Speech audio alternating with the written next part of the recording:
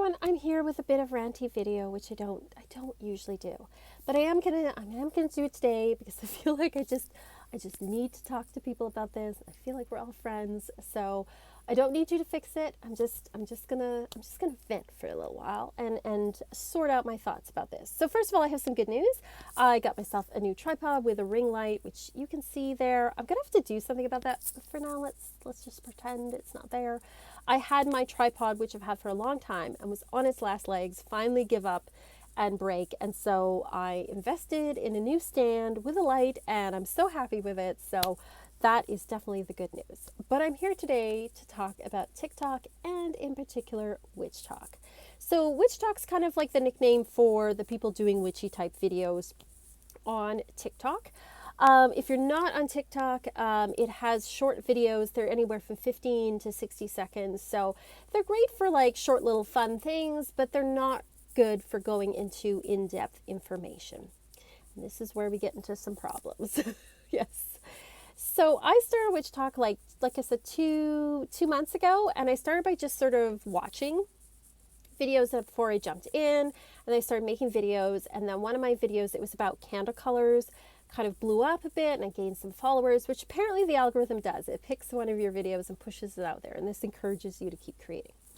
TikTok as well has two home pages. So it has your following page. It has the page where people you follow, you see their videos, just like you would with like Facebook, your home page, or Twitter, your feed shows you the people that you follow. It then has this other page called For You, where it pushes towards you videos it thinks you will like. So I guess it notices what you interact with, maybe what kind of people you follow. So as you can imagine, it's showing me a lot of witch talk and tarot talk videos, which is great. And to be clear, there are a lot of people doing some fun, cool things on there. So definitely there's some awesome people out there. But there's also so much garbage, like so much garbage. I feel like, you know, when you walk into a room and if it's a little bit messy, you're like, oh, it'll just take a few minutes to clean this up. And you clean it up. But if you walk into a room and it's filled with stuff where you just don't even know where to start, you end up like just shutting the door and walking away. That's how I'm feeling about Witchtok. There's an incredible amount of nonsense. The reason I think this bothers me is because I think if I was a younger person who was just getting into witchcraft, how would you even know how to sort out the fact from the nonsense? When I started back in 1990, when I was a teenager, there wasn't a lot of information. We had the opposite problem where, you know, it was really hard to find things. You had to really search out books. You had to special order them in. I didn't know anybody that practiced witchcraft when I started, and it was only later I started to, you know, meet some people. And then later in like the mid to late 90s, there was sort of a bit of a boom in witchcraft books. I mean, we all remember, if you were back then, you know, there was like Silver Ravenwolf and DJ Kame, and people malign them, but they opened up witchcraft to people, and they got people to kind of start exploring and reading things. So, you know, there was that problem where we just didn't have enough information. And now I feel like younger people have the opposite problem. There is too much, and there's all sorts of people saying contradictory things. There's all sorts of nonsense.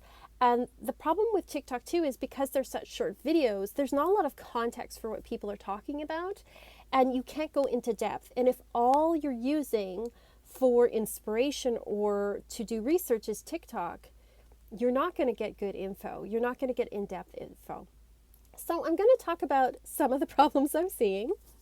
I'm going to put them into different categories. The first category is unsafe things. I cannot tell you how many videos I've seen where someone is lighting a candle and they're not putting it in a candle holder. They're just balancing it on a table. There's like literally nothing between the table and the candle. It's going to burn down. It's going to knock over. Like, this is a recipe for burning your house down. I've also seen people talk about putting crystals in water and soaking it in water and drinking it. If you don't know the minerals that are in that crystal, you can poison yourself. Like, malachite is poisonous when it's been soaked in water. Also, there's crystals that dissolve in water, like selenite. So there's blatantly like unsafe things that people are seeing and then repeating, not knowing it's unsafe. So there's that. Then we have gatekeeping. And gatekeeping, it's been around forever. I remember when I was in the 90s, the big gatekeeping thing was telling people, you can't be a witch unless somebody else initiates you. And of course, there was not enough teachers to go around and nobody knew them. So yes, telling us you can't initiate yourself. You're not a witch unless somebody else tells you you are one. Well, there's some of that still going on TikTok, but there's also things like, you're not a real witch unless you're vegan. You're not a real witch unless you live in the country. You're not a real witch unless you're from XX heritage. Again, total gatekeeping nonsense.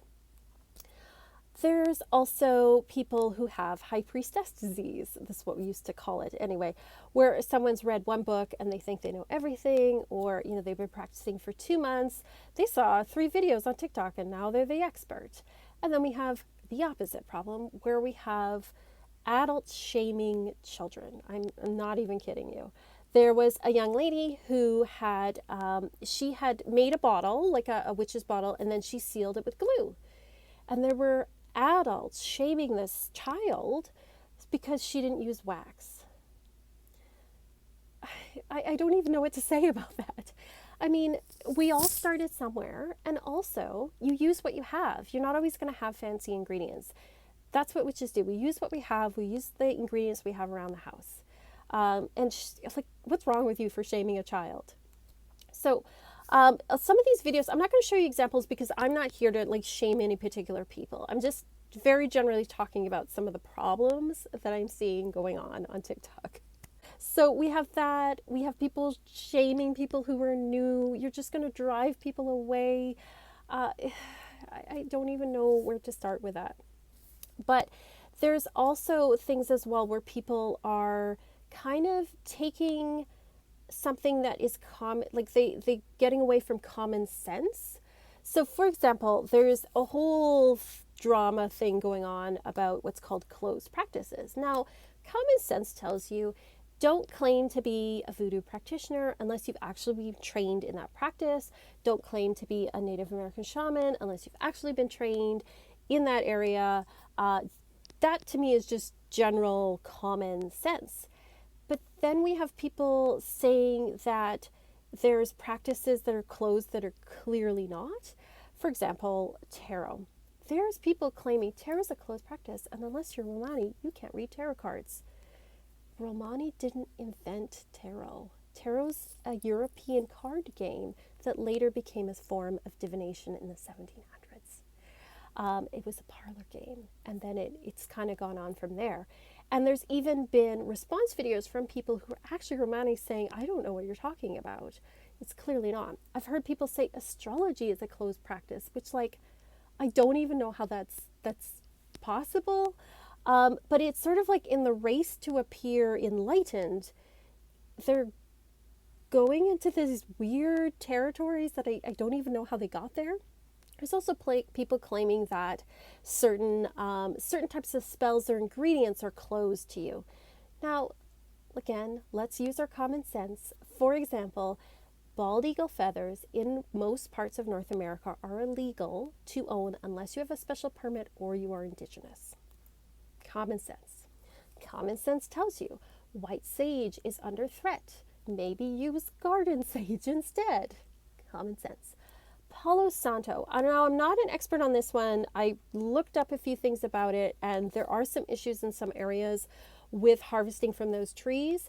I feel like I need to know a little more about it, but again, it's common sense that if something is under threat or there's a problem, maybe use some alternatives, right? Again, common sense.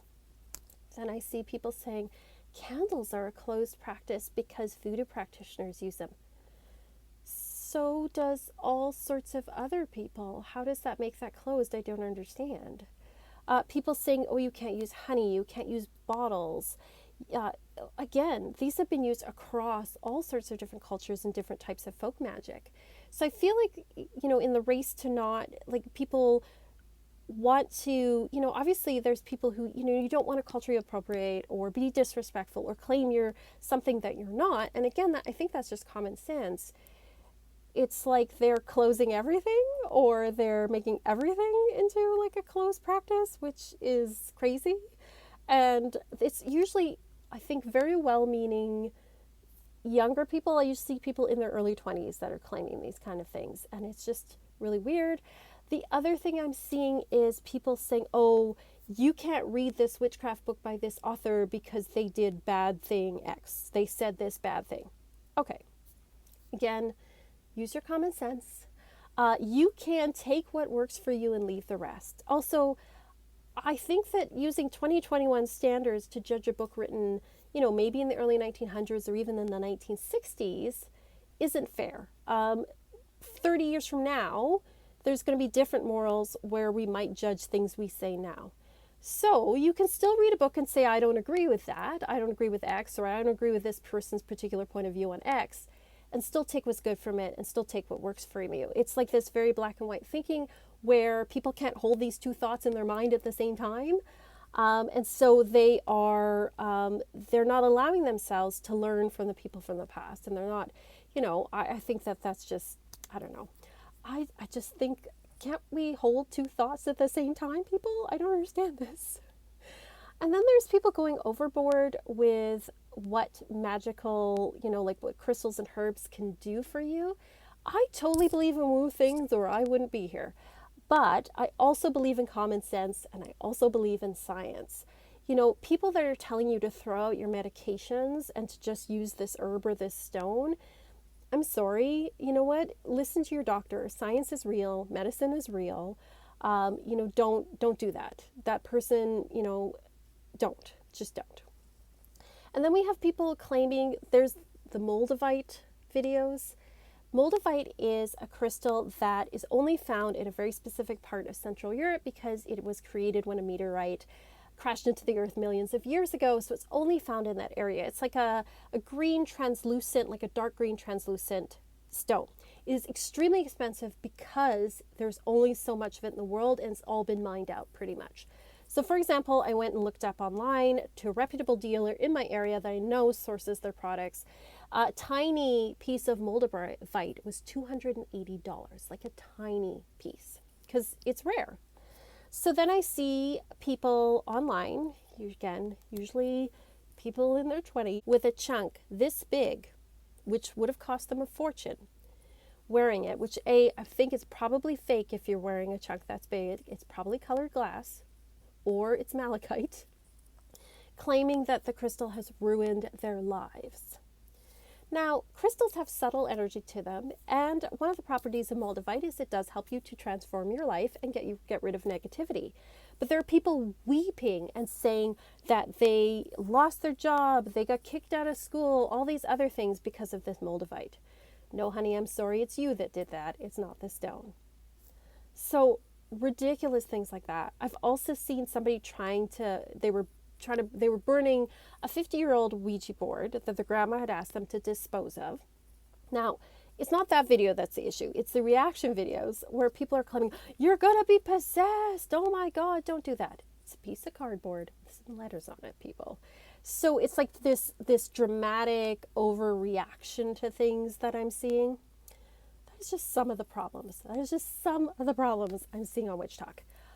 Are you on Witchtok? Are you seeing this as well? What are your thoughts about this? I feel like I don't even know where to start. I feel like maybe I should just shut the door and leave. I don't know. I think it's good to be up on what younger people are up on and to talk about some of these things. But I'm concerned. I'm very concerned for people, the younger people. If you're only looking at TikTok, please don't. It's good for inspiration, but please read, read books. Look at, listen to podcasts, watch YouTube, get longer form content so you get sort of more informed and deeper kind of knowledge. Anyway, let me know what your thoughts are. Thank you for listening to me while I rant. You guys are the best. Peace and love and rock.